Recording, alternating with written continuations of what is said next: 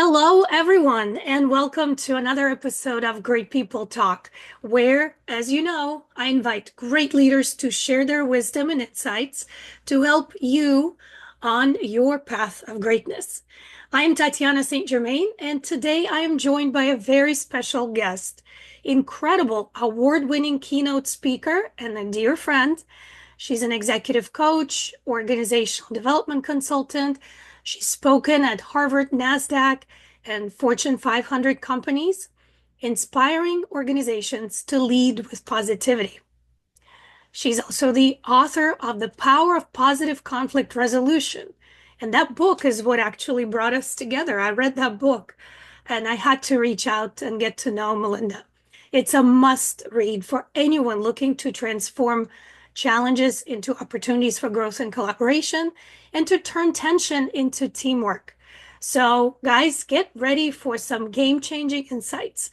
Welcome to the show, Melinda Stallings. Thank you so much, Tatiana. I'm delighted to be here. I'm eager to serve your listeners and excited to bring some really great tips and techniques to them. And I have a few questions to ask you today, Okay. both about your approach and about your book and about your programs. So let's get started. So, Melinda, you are known, and as I've stated before, globally known as the positive consultant, a globally recognized authority on positive conflict resolution, leadership development, and organizational transformation. When people hear the word conflict, the emotions, this word evokes is not necessarily positive. Usually it's quite the opposite.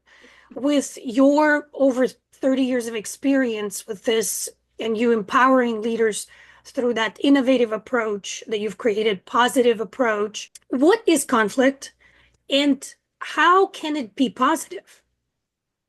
Great question. Yeah, the first thing about conflict is that when you hear that word, most people think automatically what comes to mind is I had a conflict with a person. You go back to a negative situation that you encountered with a person.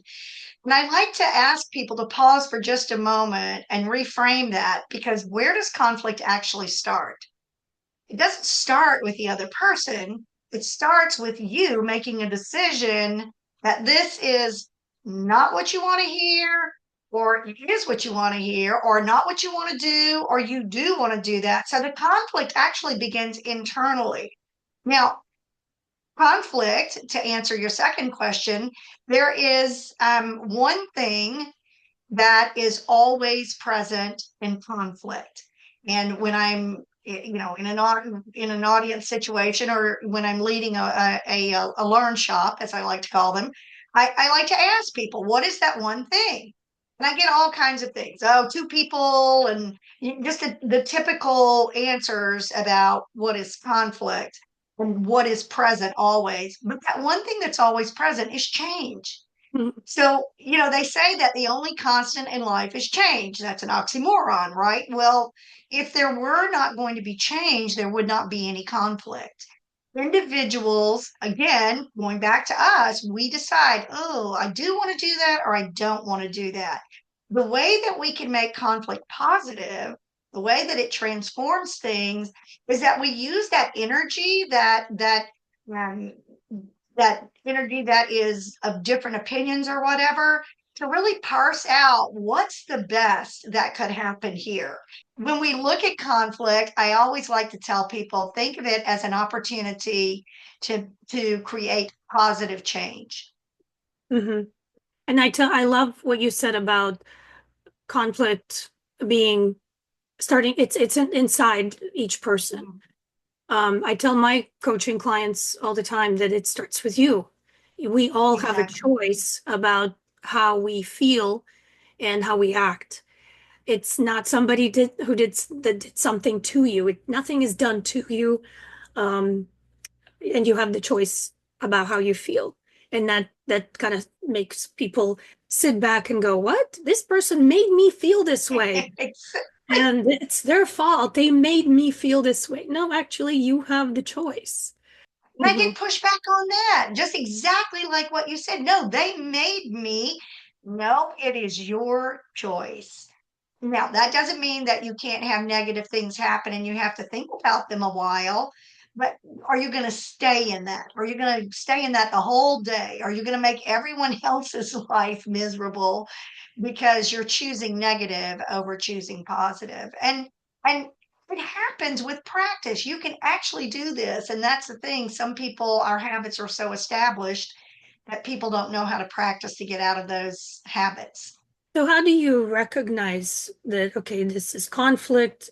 Is there, if there was like a step-by-step instructions, how do you recognize conflict? Yeah, I think all of us have that.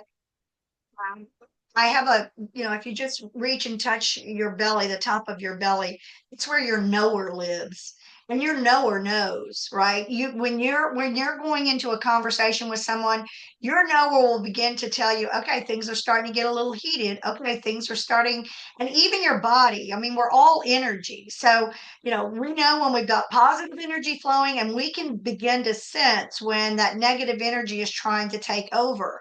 And I think that sometimes we might be encouraging a negative conversation because it's our perception of what might be happening within that conversation, when to the other person they're just presenting information to us. So that's one thing that we have to be aware of. Are we bringing our open objective self as we go into these conversations, or are we already having some preconceived notions of what we want to have happen?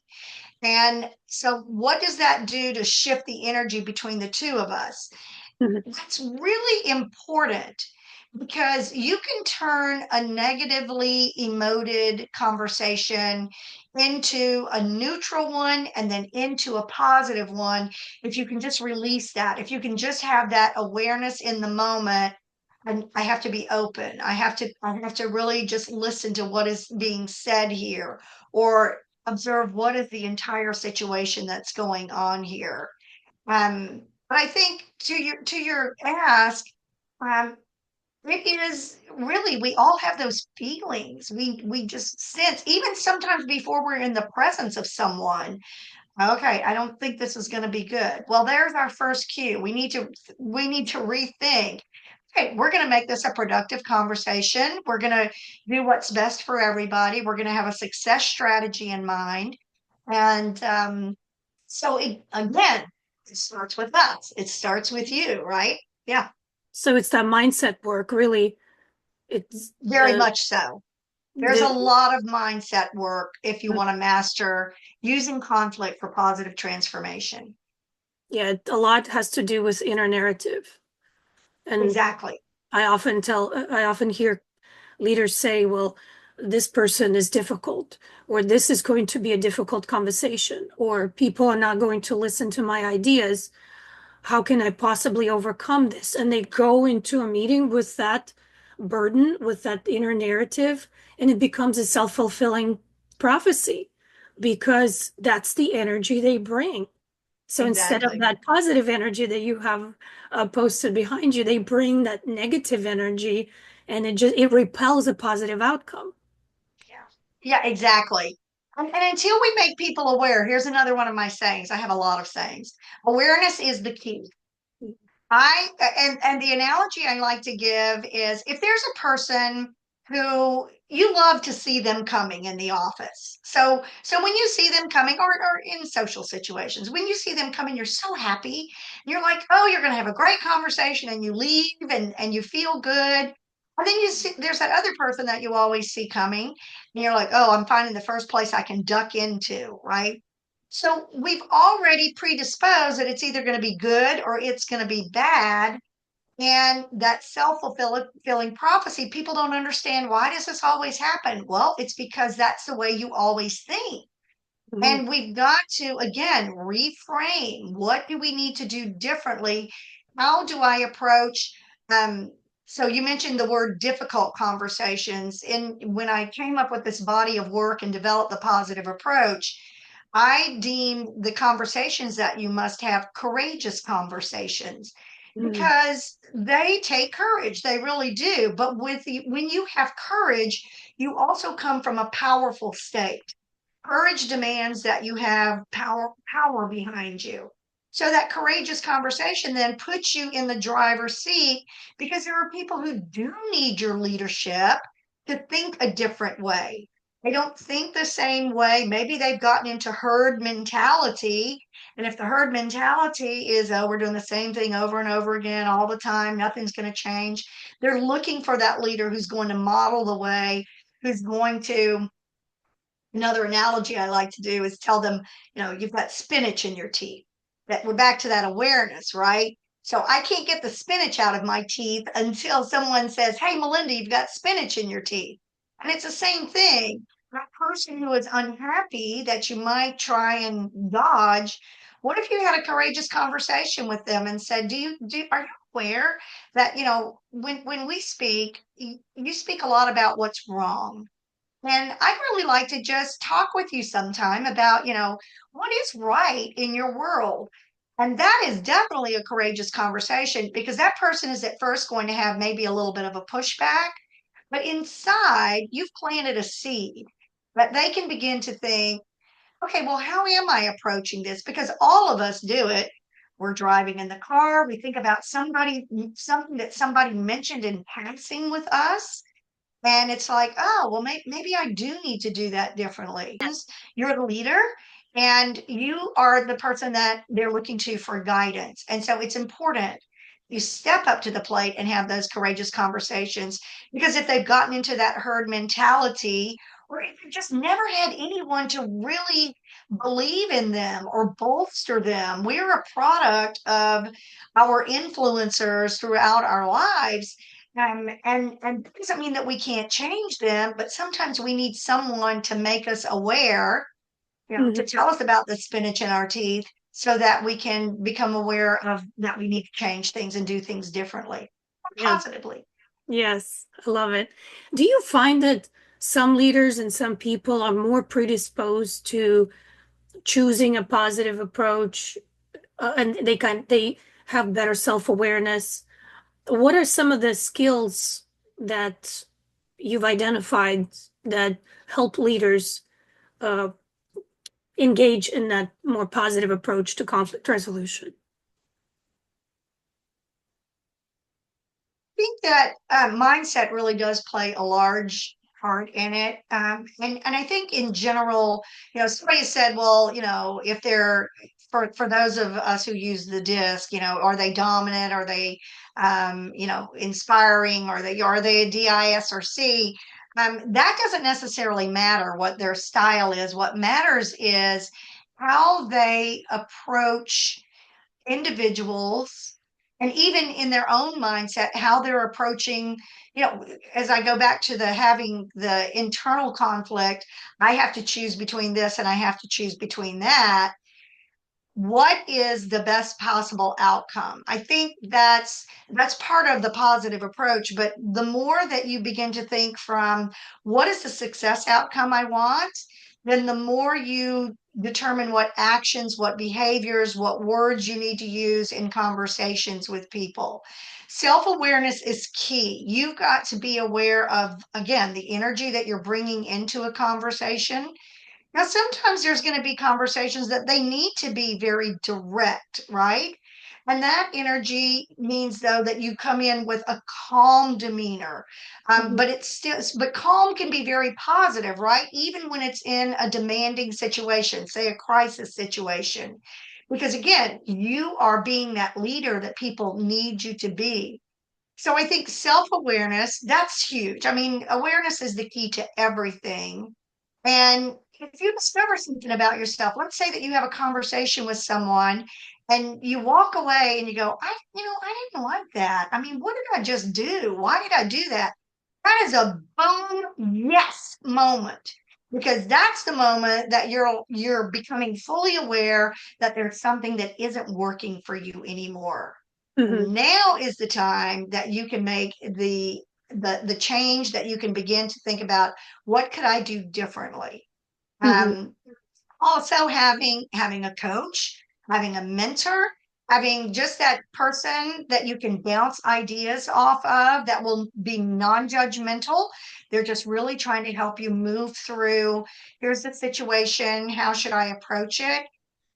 Emphasize that enough, especially in today's world where we're post pandemic, but there's so much remote work still. We're still very much isolated in some instances. And even as we move back, those who have to go back into the workplace, um, it's we're still kind of like little islands walking around. But it is important that we open ourselves to having those just sharing of ideas and conversations with people, learning how to actually conversate verbally rather than either texting or emailing now. Um, so developing that skill of having communication on a regular basis, not being afraid to ask for feedback, or not being afraid to say, I didn't quite understand that. Can you help me to understand? And in my book, that's the phrase that pays. It is help me to understand. It's challenging for a person to get really mad at you when you're saying, please help me to understand, instead of saying, well, why did you do it like that? Now that's pretty easy for someone to get mad at you. And you're like, oh, who are you? Right? Not the boss of me, even though you are. Yeah, But when you ask him, help me to understand, that regulates the nervous system. That negative energy doesn't start to build up in their body. They're like, okay, well, then I also have to put on my critical thinking hat. And all of exactly. this is happening in that brilliant brain of ours. All of these processes are happening in a split second. And we're able then to just have a nice, normal conversation with another person. You're right. After COVID, especially in working remotely, we tend to live in our own minds, and perspective from other people is really important. And when you ask Yeah, those questions, asking for help or asking for a perspective, and noticing, you going back to what you said about self-awareness, noticing those moments where your intuition, your inner wisdom is telling you something was not quite right, and having the guts to not dismiss it because we're all easily distracted. And we're like, oh, we're just going to rationalize this feeling that I had as unimportant. But that's actually your body giving you information about, yeah, hey, this could be the start of an argument, a yeah, conversation that takes us down a negative path. So you notice it, and being fully present. I think it's yeah. extremely important as well. Yeah, and to your point, this, the other thing, I'm a big reframe person. In fact, I'm going to be giving a talk to a group of women who said, "Look, can you come and help us with that?" I was having a conversation, and I was talking about reframing, and she goes, "What is reframing?" And I thought, who doesn't know about reframing? But in our line of work, right, in our passion, that's very normal and natural to us, but not everybody does get that. And that's another thing. When we talk about, if I recognize that, it's important that I have, done something and acted in a manner that I don't really enjoy seeing in myself. How do I reframe that in my own mind so that I can say, okay, I want to take us down a positive path of conversation. I don't want this. This is like the little fuse light, right? And I've left, and I haven't said anything. Probably I've just gone on, and I'm fuming or steaming in my own mind about what just happened. But as a leader, again, remember, you're a leader. People are always watching you. You are modeling the way for others. The best thing that you can do in that situation, the very best thing, is if you walk away and you think, I didn't like that, and you start to think about it, you go back to that person within about 15 minutes and say, hey, look, Tatiana, I feel like I didn't honor this conversation, and I might have brought some emotion into it that really didn't serve us. Now, you'll learn that language later on, right? But whatever language you use, it can be something as simple as, Tatiana, I didn't handle that right. Sorry about that. Mhm. Let me start over. And then that way, man, you talk about trust and respect. that person, first, they might look at you like a deer in headlights first. And then when they see that you're really being open and honest about it, they're like, yeah, sure, let's start over again. It's the best that can happen, right? I mean, that's truly the best because you know that both of you are going to be impacted, which means what else? We got the ripple effect. So everybody that we come in contact, especially within that next hour time frame, they're going to be impacted as well by something that they had zero part in. Mhm. So yeah, I love that. That's a great point. Yeah. You're so right. Words have tremendous power. Both the Mm, words that we tell ourselves, that inner narrative we were talking about that impacts the mindset, um, and the words that we tell people, the yeah, words exactly. we say outwardly to inspire, to motivate, to impact others, and changing a couple of words. I've seen incredible results. Completely changes people. To Yeah. your earlier point, how you can switch your mind or somebody else's mind from being fully flooded with emotions to thinking about facts or to thinking about a Mhm. solution. It's like Yeah. you switch the train tracks in the brain and you go in this, instead of the emotional path, you go this constructive, factual outcome kind of focused path, and it strips away those emotions, and then you can have a normal conversation. Yeah. And that's tricky when we're again talking about the personality types, which by the way, the premise of this book, my foundation and this work starts with understanding yourself so you can understand better others. And then what are the types of personalities? Because if I am a fact person and that other person, they love to tell stories and they want to have the big picture creation, when I ask them to, can we please look at the facts? I have to ask them in such a manner that it's going to connect with them in their storytelling. That's Mhm. when you begin really start to using your mind faculties and your communication faculties in relating things in a way that will make sense to them. Because if I am capable of thinking by just the facts, but I have trouble maybe looking at how this is all fitting in for them, I've got to be able to integrate those two things. So that adapting and connecting becomes really critical in terms of even when I'm going back and I'm going to make things better, I have to think, okay, who is this person and who am I going to be speaking with and how do they see the world and how can I make it important to them that these facts be considered in their picture, Mhm. in the story that they've told. And I love that you keep relating to stories, Tatiana, because it's what we do. We tell stories about everything. I mean, we tell stories when we're out walking and we see a tree and birds in it. We'll make up a story about that. So when we get in these heated situations, we can make up some really big stories if we don't watch it. Yeah, our brains are incredible at that. They are. They fill in the blanks, especially when you don't know enough information, or you don't know the facts, and your emotions start to bubble up. Ooh, they're all the blanks are going to be filled in by your brain with some story. That's why I tell my clients you have to notice that moment and ask Mm, yourself, what am I missing? What are what are some questions I'm not asking? What are the facts I'm missing? And ask about the facts. So before you allow your brain to fill in the gaps with your own story, actually gather the facts from another person so you can yeah, have a better outcome. I love Um, that. Lucky clients. That's great. That's great questioning. Yeah. Yeah. So, in your opinion, is it, we're going back to conflict itself, do Mhm. you think it's better to work to prevent conflict or to work on the skills to resolve conflict because conflict is unavoidable? Yes and yes. The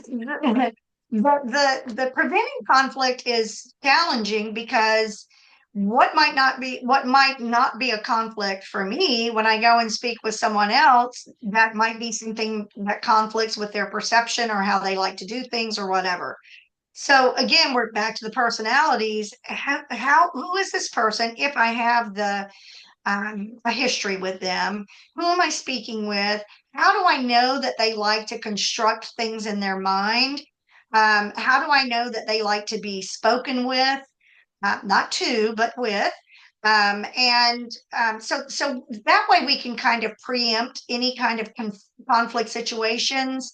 You can at least prepare enough that you're able to have pretty solid background. So the second step of the book is open objectivity, and really taking a look at what are they considering, what am I considering, what's going to be best for both of us or for whomever is going to be involved with it.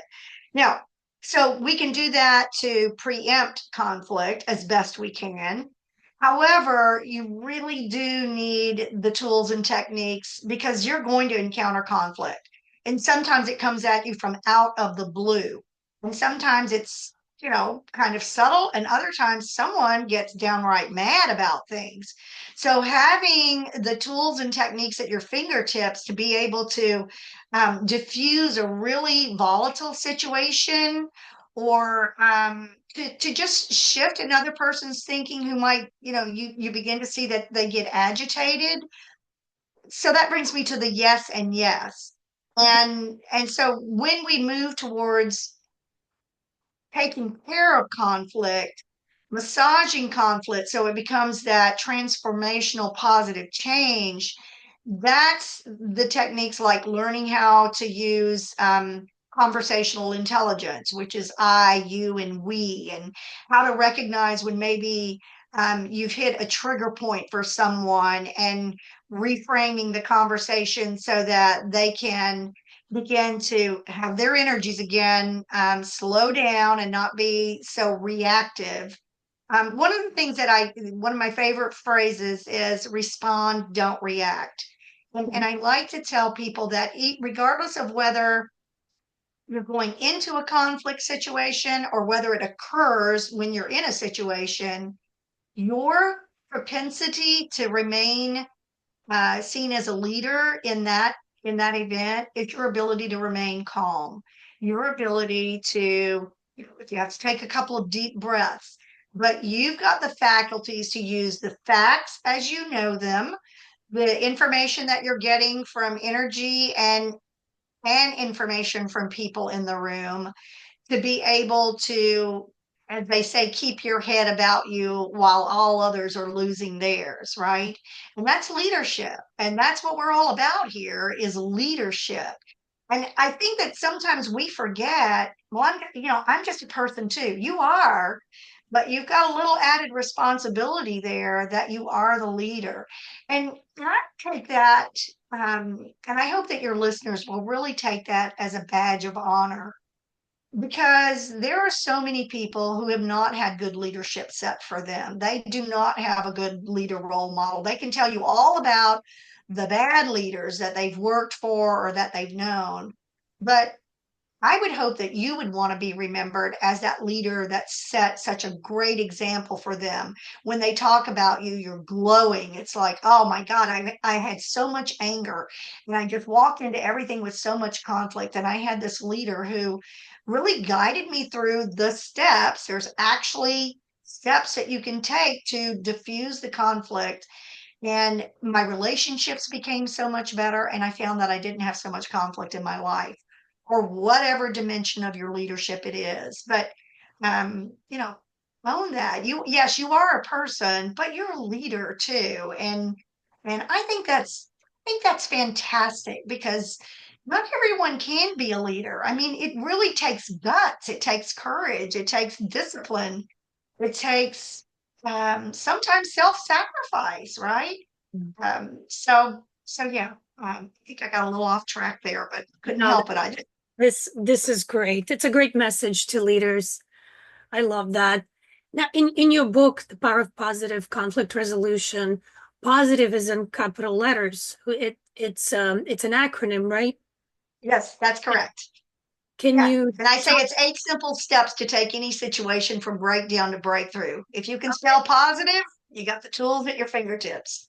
Okay, can you just give us the highlights of letters stand for. Yeah, sure. Be delighted to. So P is personality and perception. And I've kind of interjected some thoughts about that, about when we're dealing with individuals and your own self-awareness. O is open objectivity and ownership.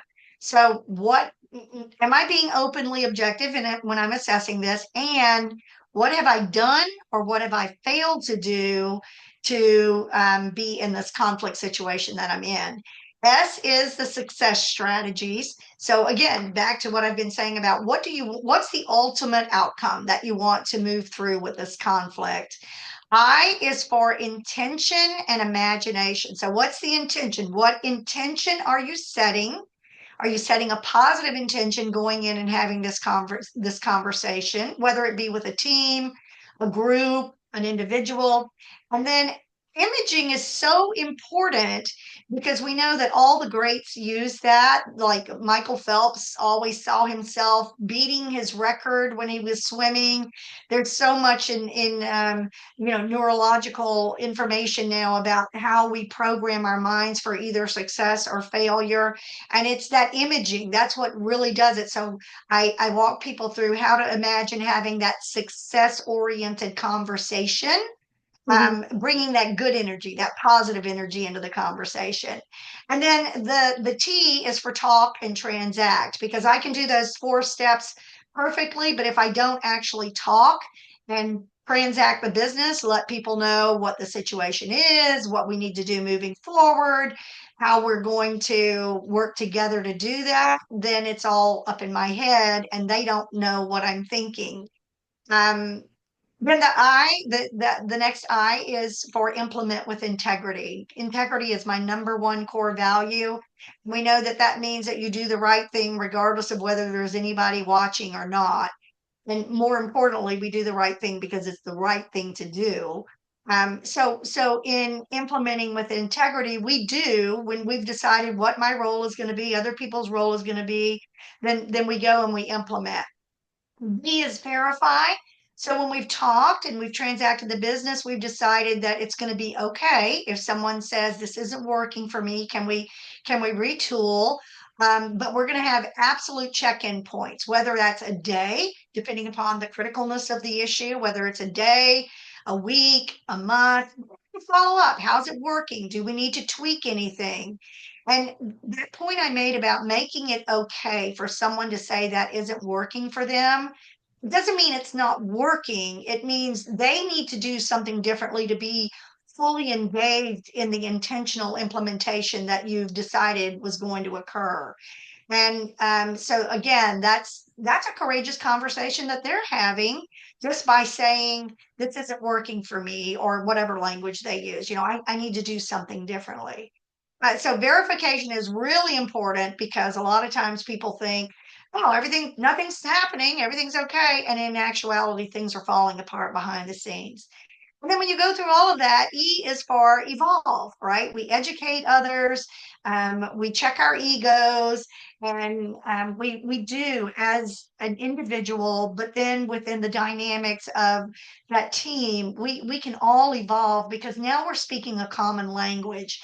We have the how to work through anything. And the book is written on conflict resolution because I facilitated so many um, conflict resolution seminars. But it could be for anything. It could be for strategy. It could be for teams. It could be for communication. You've really got those 8 simple steps as you work through. It's just a matter of looking, where do I need to apply this? What is the impact of unresolved conflict? Oh gosh, what is not the issue around unresolved conflict? That's maybe a better question. So some of the most impactful, or first of all, we talked about it beginning with the individual. When an individual lives in a state of conflict with either themselves or within people, or within the organization, start checking out. They're not going to be engaged. Well, there down goes the productivity, right? And I mentioned earlier having a ripple effect. When their productivity goes down, then they're impacting other people. Maybe there are people who are relying on them to get work to them. And so it's important that we take note of if there's a change in individuals. because that can have a much larger impact than just that one individual being disengaged. The costs that are associated with sabotage, and people don't even realize that it's sabotage sometimes, but I'm mad at that person, so I'm just gonna drag my feet on getting what they need to them. Well, not only is that person being impacted, but so is another chain of whomever is waiting on that work.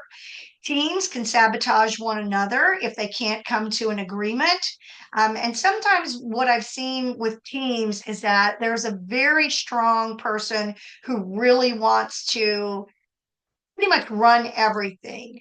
Um, and that's good to have in some situations, but team, the old adage, together everyone achieves more. It's important that it works as a synergistic relationship. So if we let conflict continue to fester within those team environments, again, we're losing productivity, we're losing uh, just the general positive energy within a department, because again, it begins to just soak in. People can tell when there's stuff going on. There's, of course, hard costs. There's absenteeism, because if I'm in a conflict with someone, it really gets to the point sometimes when, if it's that bad, and it does get that bad, I've had I mean, hundreds of people come in and tell me about the person that the boss didn't do anything to help. This person was running all over everybody, or was always angry, or they were always late, or it was impacting their work, and they just couldn't go and face that person. So they would start calling in sick. And ultimately, what happens is you lose your good individuals. You lose those people that are being really productive, who are really bringing great energy into the workplace, and the other ones stay. And so then that becomes a perpetuating kind of situation. Um, Conflict can result in a lot of legal cost as well. And from the leader standpoint, it's estimated that leaders spend 35% of their week, 35% of their week, and that's a low figure, putting out fires, resolving conflicts. Um, so when we talk about your question earlier about should you be proactive, or should you, just think about how you're going to put the conflict out, as a leader, it's really important that you're aware, you're keeping your eyes on what's going on, and that you are preempting any kind of conflict. Um, and then, again, we've got high turnover, because especially right now, because it's the parameters are changing. I mean, we're in a new paradigm with work, and so we've got to keep people engaged that maybe don't they haven't done it the way that has been done in the past. They're setting a new tone, right? And again, that's part of that evolution. And I think the other conflict comes in when we don't honor people's perspectives, and when we don't allow that open dialogue that should just be used for creativity and innovation and success solutions. How can we make things better? Um, and truly, it's the decent human thing to do, to come from a perspective of, okay, how can we grow together? How can we solve this together? Let's collaborate, instead of I want to win, I want to win, I want to win. I I think love those it. are major. Yeah. Hmm. $360 billion a year is lost in companies due to conflict. That's with a B. That's a lot of dollars. Yeah. Yeah, I believe it. I believe it. Um, I recommend your book to so many people. Well, thank you. And I recommend our audience to pick up the book and read it. Other than reading the book, when an organization or a leader watching this, listening to us talking, um, how else might you be able to help them if they know that there is either potential for conflict or active conflict on their team or within the organization? In what ways can you help them? Where can they see you speak, or um, where can they meet you? How they can contact you? How can you help them? Thanks for asking. So I'm always available for, not always, but when my calendar allows, available for keynote speeches. And I love that. I love to deliver the message of positive conflict resolution because it's the elephant in the room. Everybody has it. No one wants to address it. And I think it's because people just have not known how.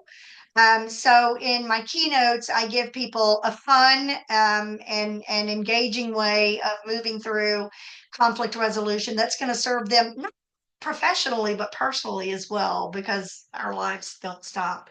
I developed a leadership development program specifically around conflict resolution. I am a certified mediator in the United States for HR mediation. So if there's a need for that, I can come and work with your organization. And that's been fortunate, but it's much better to go through mediation than it is to have a really expensive lawsuit on your hands. And connect with me on LinkedIn. I'm always posting motivational and inspirational, I like to think, information for people that really helps them to move through conflict and other areas of leadership development. So just reach out to me. I have a website, thepositiveconsultant.com. And I have a new course, a hybrid course that I have just launched 2 years in a pilot program. And it's a gamified online course where managers and leaders and their employees can really connect and share a common language, and it makes it fun too. So lots of opportunities, and you can also reach out to me at Melinda at thepositiveconsultant.com.